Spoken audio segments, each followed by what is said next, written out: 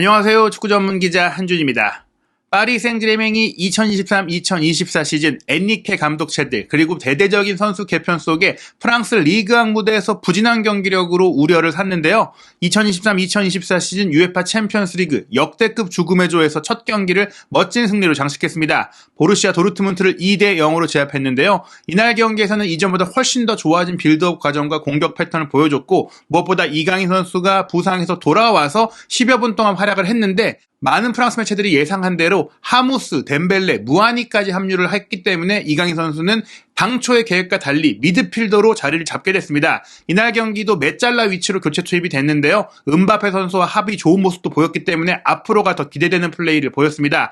멋진 합작골을 만들어낼 뻔하기도 했었는데요. 이날 파리의 플레이 어떤 점들이 좋았고 개선됐는지, 도르트문트를 어떻게 이길 수 있었는지, 이강인 선수의 플레이, 은바페와는 어떤 면이 잘 맞아 들어갔는지 주요 장면 통해서 분석해드리도록 하겠습니다. 2023-2024 시즌 챔피언스리그 F조, 죽음의 조라는 표현이 정말 딱 들어맞는 조가 결성이 됐죠. 1번 시드 프랑스 챔피언 파리 생제르맹이 들어왔고요. 독일 전통의 강호 도르트문트, 지난 시즌 챔피언스리그 4강에 빛나는 AC 밀란, 그리고 4번 시드에 오랜만에 챔피언스리그에 돌아오긴 했지만 최근 사우디 자본의 투자와 함께 조직력, 선수 보강 모두 좋아졌던 뉴캐슬 유나이티드까지 들어왔습니다. 어떤 팀이 16강에 올라가도 이상하지 않을 조라고 할 수 있겠는데요. 먼저 경기를 치른 팀은 AC 밀란과 뉴캐슬이었어요. 새벽 1시 45분에 치렀던 이 첫 대결에서 0대0 무승부, 양팀 모두 웃지 못한 결과 속에서 파리 생제르맹이 안방에서 도르트문트를 2대0으로 꺾으며 16강 진출에 유리한 첫 번째 승점 3점을 챙겼습니다. 이날 경기 선발 명단에는 은바페, 무아니, 덴벨레, 프랑스 대표팀 공격 트리오가 처음으로 선발 출전을 했습니다. 당초 하무스 선수가 그래도 먼저 호흡을 맞춰왔기 때문에 무아니 선수가 지난 주말 니스전처럼 교체로 나오지 않겠느냐 전망들이 있긴 했지만 지난 또 니스전에 아쉬운 결과가 있기도 했었잖아요. 은바페, 무아니, 덴벨레를 3톱으로 놓고 좌우 메짤라로 자이르 에메리와 비티냐, 그리고 부상 우려가 있었지만 우루과이 대표 미드필더 우가르테가 3미들에서 수비적인 역할을 맡았고요. 포백 라인은 루이카 에르난데스와 슈크리니아르, 마르키뉴스, 하키미로 구성이 됐습니다. 그리고 벤치 명단에 예상했던 대로, 기대했던 대로 이강인 선수도 이름을 올렸고요. 무키엘레 선수도 수비라인에 부상에서 돌아와서 이제 벤치에 이름을 올렸고요. 그 외에 파비안 루이스도 부상 이슈가 있었지만 명단에 들어왔는데요. 사실 이번 경기 루이스 에니케 감독이 파비안 루이스는 투입하지 않았어요. 특히 이강인 선수를 후반전에 비티냐를 빼면서 투입을 했는데 이 부분들은 역시 이강인 선수를 중원의 조율사이자 플레이메이커로 기회를 주고 살리겠다, 또 감각을 올리겠다, 이런 의지를 보인 겁니다. 이 경기를 치르자마자 항저우 아시안게임에 참가해야 되기 때문에 떠나야 하지만 굳이 이 경기에 이강인 선수를 남기고 또 뛰게 했던 것은 전술적인 면을 체크해보기 위해서였다고 볼 수 있겠는데요. 전반전 선발 선수들 기준으로 평균 포메이션을 보면 자이레 에메리 선수가 실제로도 오른쪽 메짤라 그리고 왼쪽 메짤라로 비티냐가 뛰었습니다. 이 자이레 에메리가 굉장히 많은 활동 범위를 가져가면서 상대의 밀집 수비를 흔들어 놓는 플레이를 했고 비티냐가 침투하는 움직임을 통해서 3톱의 뒤를 지원했었거든요. 하지만 예초에 계상한 대로 어떤 선수들도 찔러 넣는 패스라든지 연계 패스라든지 이런 것들이 조금 이제 나오지 않았었어요. 이강인 선수가 들어오면서 그런 점들이 좀 좋아지면서 짧은 시간이었지만 득점에 근접한 많은 상황들이 나왔습니다. 도르트문트가 이날 경기는 좀 수비적으로 경기를 하게 했죠. 슐로터백과 훈멜스, 질레를 3백으로 배치했고 공격 라인의 장신 스트라이커인 알레를 아예 투입하지 않고 발빠른 말렌과 아데에미를 투톱으로 배치했고 3미들로 브란트, 자비처를 통해 3백 앞에 두터운 약간 이제 철벽을 세운 그런 느낌의 경기를 했거든요. 좌우 윙백도 볼프와 리에르 손으로 조금은 이제 수비적으로 배치를 했는데요. 일단 이 도르트문트의 계획은 전반 14분 만에 중앙 미드필드인 자비처가 혼자 이제 경합 과정 속에 좀 근육 문제를 겪으면서 쓰러졌고 그로 인해 은메차를 급히 투입해야 되는 상황이 되다 보니까 흔들렸습니다. 물론 이 장면 직후에 빠른 발을 이용한 도닐 말렌의 드리블 돌파를 통해서 슈팅이 나왔고 돈나룸마가 선방하는 상황이 있었는데요. 하키미 선수가 오른쪽에서 아무래도 높이 전진해서 공격 가담을 하다 보니까 그 뒷공간이 열린 장면이 있었습니다. 하지만 크게 이 장면 외에는 도르트문트가 의미 있는 공격을 만들지 못했고요. 대부분의 시간 동안 파리 생제르맹이 공을 소유했고 많은 빌드업 플레이, 특히 미드필드 라인의 활발한 움직임을 통해서 기회를 만들어냈습니다. 자이레 에메리가 오른쪽, 비티냐가 왼쪽 메짤라로 뛰었다고 말씀드렸는데 이 두 선수가 함께 움직이거나 교차하거나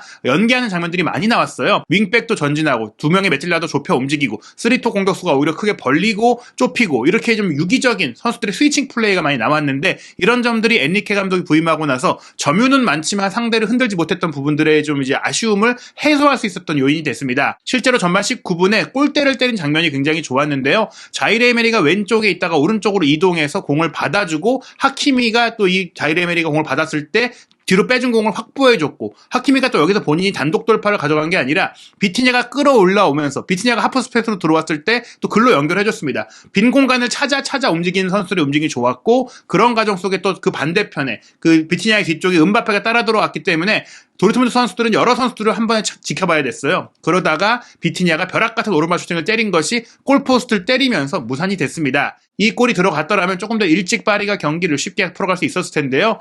그 이후에도 이 두 명의 메잘라의 움직임들이 좋았어요. 전반 23분에는 오른쪽 메잘라 위치에 있던 에메리 선수가 왼쪽 전방적으로 확 움직이면서 수비들의 시선을 끌어놨고, 그런 과정 속에 수비 압박이 흔들리자 왼쪽 측면 공격수로 있던 음바페가 조금만 밑으로 내려와서 미드필더 역할을 했거든요. 무한이를 향해서 전방 로빙 패스를 연결했고, 무한이가 이 공을 경합하면서 떨궈줬을 때 배후 지역으로 하키미가 세도했는데, 자일 에메리가 자리를 비운 그 오른쪽 메잘라 위치로 하키미가 들어온 거예요. 이날 경기는 하키미가 공격 가담을 하긴 했는데 덴벨레 선수가 오른쪽 사이드라인을 점유해주니까 마치 인버티드 풀백처럼 하키미가 안쪽으로 들어와서 미드필드 역할을 한 장면들, 즉 왼쪽에 음바페, 오른쪽에 하키미가 안쪽으로 좁혀 들어와서 하프 스페이스에서 공격한 장면들이 있었습니다. 하키미가 문전 우측으로 들어와서 슈팅까지 가져갔는데 슐러테백이 6탄 방어로 막아냈던 장면이 있었고요. 전반 39분에는 음바페가 왼쪽 사이드로 벌려서 가운데로 밀어주고, 이 가운데로 밀어준 패스를 하키미가 또 안쪽으로 들어와서 받아주면서 그 사이 공간으로 덴벨레가 치고 들어가니까 덴벨레에게 전진 패스를 줬고, 덴벨레가 이제 문전지역까지 들어가서 슈팅을 가져간 게 골키퍼 코벨의 선방에 막히는 장면들이 나왔습니다.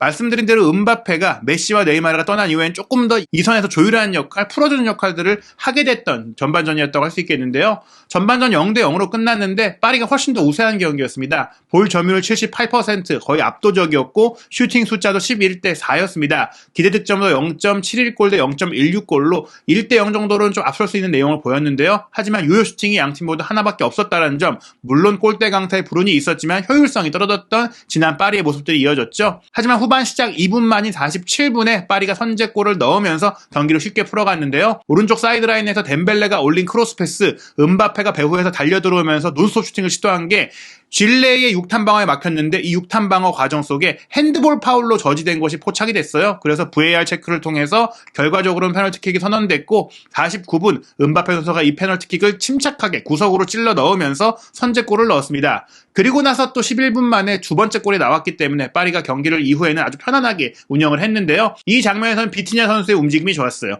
자일 에메리가 오른쪽 메잘라, 비티냐가 왼쪽 메잘라라고 말씀드렸는데, 이 선수들이 계속해서 디아고날이라고 하는 대각선 움직임을 통해서 수비수를 흔들어 놨습니다. 자일 에메리가 오른쪽에서 왼쪽으로 이동한다면 비티냐는 왼쪽에서 오른쪽으로 이동하면서 공을 운반하거나 공이 없을 때도 이렇게 움직이면서 압박을 흔들어 놨는데, 이 58분의 장면에서는 비티냐가 왼쪽에서 우측으로 대각선으로 공을 끌고 올라가면서 수비를 몰아놓고 백힐 패스를 하키미에게 내줬어요. 그리고 나서 하키미가 페널티 에어리어 앞지역에서 비티냐와 2대1 패스를 주고받으면서 문전으로 진입하게 되는데, 이 장면도 그래요. 하키미의 이 드리블 돌파 기술이 덴벨레가 있는 상태에서는 사이드 라인이 아니라 인사이드 하프 스페이스와 문전 지역으로 이동이 됐거든요. 2대1 패스를 보고받으면서 문전으로 들어갔는데 하키미가 수비를 쉽게 여유있게 벗겨내는 놀라운 볼 컨트롤 기술을 보인 것에 이어 오른발 아웃프론트 킥으로 골키퍼까지 바깥으로 벗겨내는 슈팅을 통해서 기가 막힌 추가골을 기록을 했습니다. 이 골 이후에 도르트문트는 62분 말렌과 브란트를 빼고 장신 공격수 필크루크와 마르코 로이스 베테랑 미드필드를 투입하면서 공격의 변화를 줬는데요. 이 두 선수의 투입도 큰 효과를 보지 못했고요. 파리 생제르맹은 80분에 무아니와 비티냐를 빼고 하무스와 이강인을 투입했습니다. 이 두 선수 패스를 주면 잘 해결하는 스트라이커 하무스와 또 그런 패스 공급 능력이 있는 이강인 선수를 투입했고, 무엇보다 이제 무아니가 빠진 자리에 그대로 하무스가 들어갔는데 비티냐가 빠진 자리에 또 그대로 이강인 선수가 들어갔습니다. 즉 왼쪽 메잘라 위치에 포진이 된 것인데요. 실제로 이 자리에서 왼쪽 측면 공격수인 음바페와 주고받는 상황이 많이 나올 수밖에 없었어요. 과거 이제 네이마르가 있을 때도 이강인 선수가 왼쪽 메잘라로 뛰면서 왼쪽 공격수인 네이마르와 호흡을 잘 맞출 것이다, 이런 예상들을 했었는데, 네이마르가 떠난 시점에서는 그 위치에서 음바페랑 합이 좋은 것이죠. 실제로 83분 이강인 선수가 공을 운반하면서 왼쪽 전방에 있던 음바페에게 패스하고, 음바페가 여기서 오른쪽으로 길게 넘겨준 전환 패스를 덴벨레가 받지도 않고 논스톱 크로스로 연결했거든요. 이 크로스를 하무스가 달려들면서 슈팅하려고 했는데 이제 후멜스가 몸을 던지면서 차단했습니다. 만약 이 차단이 없었다면 이강인, 음바페, 덴벨레, 하무스로 연결되는 이 패스 플레이가 골로 연결될 수 있는 장면이었고요. 또 이강인 선수는 하무스 뒤로 따라 들어오면서 본인이 기점 패스를 연결했지만 쉬지 않고 쫓아 들어가면서 또 좋은 움직임을 보여줬습니다. 84분 같은 경우에는 덴벨레가 또 한 번 오른쪽 측면에서 연계 패스 끝에 컷백을 시도했고 하무스의 슈팅이 나왔는데 아쉽게도 크로스바를 넘긴 장면이 나왔고요. 88분에는 파리가 또 한 번의 선수 교체를 하게 되는데 리카 헤르난데스를 빼고 다닐루를 투입을 했어요. 리카 헤르난데스가 조금 몸 상태에 문제를 겪었는데 레프트백인 리카 헤르난데스가 빠지고 센터백인 다닐루가 들어가면서 본래 센터백인 마르키뉴스가 레프트백 위치로 갔거든요. 이 상황 이후에는 실질적으로 마르키뉴스와 다닐루 그리고 이제 슈크리니아르가 3백에 가깝게 움직이면서 이강인 선수가 왼쪽 윙백 영역까지 커버를 하는 그런 상황이 됐습니다. 왼쪽 메짤라 위치와 윙백 역할을 소화하면서 이강인 선수가 수비적으로도 좋았는데요. 도르트문트가 교체 투입한 바이노 기텐스와 1대1로 마주하는 상태에서 수비 위치 선정도 좋았고 침착했고 공을 잘 따냈는데 이제 이 선수가 공을 뺏기고 나니까 달려들면서 몸싸움을 시도했어요. 이강인 선수가 넘어진 상황이 나왔지만 이거는 공을 다 뺏기고 나서 민 것이다, 차징이다라는 판정이 나오면서 이강인 선수의 소유권이 인정이 됐습니다.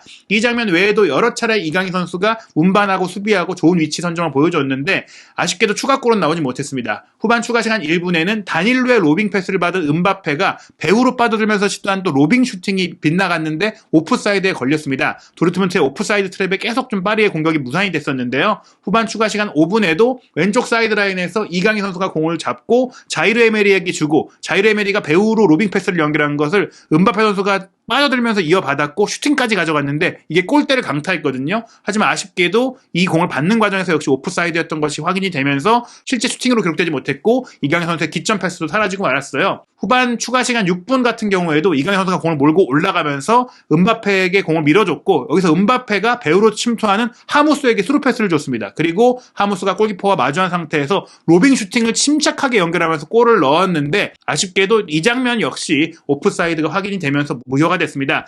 골이 인정됐다면 이강인 선수의 깃점 패스, 특히 이강인, 음바페, 하무스로 연결되는 또 멋진 골이 나올 수 있었는데 엔리케 감독도 오프사이드 판정 이후에 좀 아쉬워하는 모습들을 보였거든요. 결국에는 추가골 없이 파리가 2대0 승리로 경기를 마쳤는데요. 그래도 이강인 선수가 투입된 이후에 계속해서 추가골이 나올 수 있는 장면들이 많이 나왔고 또 음바페 선수랑 합이 좋았던 부분들, 이강인 선수의 깃점 패스를 통해서 골로 가는 길이 빠르게 열렸던 부분들은 굉장히 고무적이었습니다. 평균 위치를 보시면 이강인 선수가 왼쪽 윙백에 가깝게 움직였어요. 히트맵도 그렇고 전반적으로 사이드라인에 있었기 때문에 마요르카 시절에도 뭐 간헐적으로 교체 작전이라든지 이런 상황에서 왼쪽 윙백을 보기도 했었는데 이강인 선수가 왼쪽 사이드에서도 왼발 패스나 크로스나 깃점 패스가 좋다, 수비 가담이나 압박도 좋다, 이런 것들을 볼 수가 있겠고 어떻게 보면 이제 3백으로 경기를 할 때는 하키미가 오른쪽에서 안쪽으로 들어와서 또 미드필드처럼 뛰듯이 이강인 선수에게도 그런 역할을 맡길 수가 있다라는 그런 가능성까지 확인할 수 있었고요. 하지만 실질적으로 왼쪽 윙백으로 뛰었다기보다는 앞서 말씀드린 대로 왼쪽 메짤라 역할을 보면서 사이드라인까지 커버하는 역할을 했다, 이렇게 보시면 될 것 같습니다. 짧은 시간 뛰었지만 14번의 볼터치를 가져갔고 또 12개의 패스를 정확하게 모두 성공시키는 100%의 패스 성공률을 기록을 했고요. 경합이 한 차례뿐이긴 했지만 이 경합도 완벽하게 성공해내면서 또 100%의 경합 승률까지 기록을 했고 파울까지 한 차례 얻어내면서 짧은 시간, 게다가 보상 복귀전이었고 챔피언스리그였고 도르트문트전이었다는 점에서 상대도 사실은 2대0 상태에서 이런 죽음의 조에서 살아남기 위해서는 골차라도 줄여야 되는 상황이었기 때문에 전력을 다했던 마지막 시간이었거든요. 그런 긴장감 넘치는 경기 속에서도 이강인 선수가 노련하게 경기를 운영해냈고 풀어냈다는 점은 분명히 좋은 결과, 좋은 내용이었다고 할 수 있겠고요. 아시안게임을 다녀온 이후에도 이강인 선수가 이 메짤라 역할과 팀 내에서의 본인의 좀 가치를 확인할 수 있는 그런 10분을 보냈다고 할 수 있겠습니다. 챔피언스리그는 9월 21일 목요일 새벽에도 개막전 둘째 날 일정이 펼쳐지는데요. 김민재 선수의 출전이 예상되는 바이에른 뮌헨과 맨체스터 유나이티드의 경기가 9월 21일 목요일 새벽 4시에 킥오프합니다. 최대 개막전 빅매치라고 할 수 있겠고요. 아스날과 에인트호벤의 경기, 레알 마드리드와 우니온 베를린의 경기도 주목되는 일정이라고 할 수 있겠습니다. 이강인 선수는 이 경기를 치르고 곧바로 중국 항저우로 이동해서 아시안게임 대표팀에 합류하게 되는데요. 중국 시간 기준으로 9월 21일 오후 6시에 도착할 거라고 합니다. 그렇기 때문에 이날 9월 21일 목요일 저녁 8시 30분에 있을 태국과의 조별리그 2차전 경기 이강인 선수가 출전하기는 어려운 상황인데요. 어젯밤에 이제 쿠웨이트와의 첫 경기 무려 9대0으로 한국 대표팀이 대승을 거두면서 3연속 금메달에 대한 기대감을 높이고 있잖아요. 경기를 이강인 선수도 프랑스 현지에서 지켜보고 대표팀 동료인 조용욱 선수에게 문자를 보냈다고 합니다. 조용욱 선수가 이제 2골을 넣고 이 쿠웨이트전을 마치고 한 인터뷰에서 이강인의 문자가 와 있었는데 내가 좀 천천히 가도 되겠는데 라고 했다고 하는데요. 조용욱 선수는 택도 없는 소리다, 빨리 와야 된다라고 대답을 했다라고 합니다. 이강인 선수가 실제로 대한축구협회 대표팀의 공식 채널에도 경기 결과 쿠웨이트전 9대0 승리에 불꽃과 박수 이모티콘을 남기기도 했는데요. 이강인 선수는 이제 아시안게임 일정을 소화하고 그 뒤 파리 생제르맹 경기에 돌아오게 되는데요. 일단 파리 생제르맹은 이강인 선수가 없는 동안 꽤 많은 경기를 치르게 됩니다. 9월 25일 월요일 새벽 3시 45분에는 마르세유와 리그앙 6라운드 홈경기 르 클라지크 라이벌전을 치르게 되고요. 10월 1일 일요일 0시에는 클레르몽과 리그앙 7라운드 원정 경기, 그리고 10월 5일 새벽 4시에 뉴캐슬 유나이티드와 챔피언스리그 2차전 원정 경기를 치릅니다. 10월 9일 새벽 3시 45분 스타드 렌과의 경기까지 아마도 이강인 선수가 결장을 합니다. 아시안게임 결승전이 10월 9일에 열리기 때문인데요. 그 이후에는 대표팀 소집이 있다 보니까 이강인 선수가 한국 대표팀 일정까지 소화하고 나서 아마 10월 말부터 파리의 일정에 합류하게 되는데요. 아시안게임 금메달 잘 확보해서 유럽 커리어 앞으로 여유있게 또 안정적으로 운영할 수 있는 기반을 마련하고 또 파리에 돌아가서도 음바페와의 호흡도 기대할 수 있는 그런 상황을 살펴볼 수 있겠습니다. 한준TV와 함께 이강인 선수의 파리 생제르맹 도전, 그리고 아시안게임 금메달 도전의 모든 소식도 확인하시기 바랍니다.